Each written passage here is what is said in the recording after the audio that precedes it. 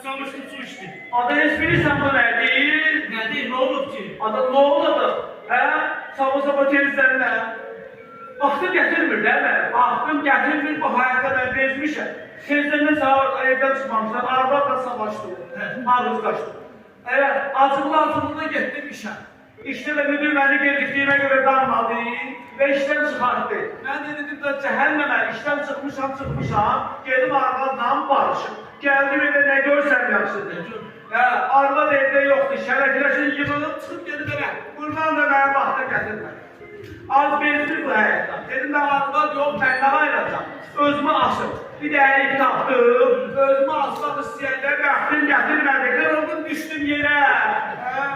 Tüfeği götürdü. Başıma çapmak istəyəndə tüfeği asılmadı. Buradan da bəxtim gətirmədi. Səhər tibi.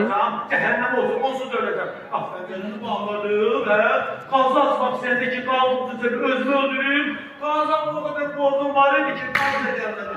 Bilmədim nə var, ahır bir dənə zəhər aldım, zəhər dedim ona ölür. Attım bura ki, içəm, öləm oldu, sən içdin, sən. Sən adam astım gətirmədin, mən öləcəkdim, bu öldü.